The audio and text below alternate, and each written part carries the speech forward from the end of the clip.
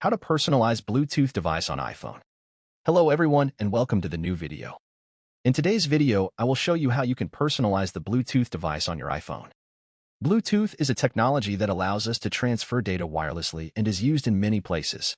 As the number of devices that use and communicate via this technology has grown rapidly, the need for a type of selection of devices to which we can connect has appeared.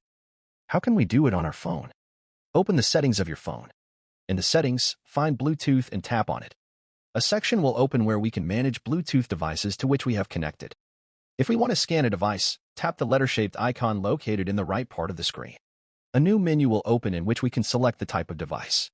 We will tap on that option. A list will open where we can select the type of our device. In my case, the device I selected is a car, so I will choose the first option from the list. In addition, you can choose the type of device such as speaker, headphones, and more. That's all for this video. If you found this tutorial helpful, don't forget to give it a thumbs up, subscribe for more iPhone tips, and hit that notification bell so you never miss an update from us. Thanks for watching, and I'll see you in the next one.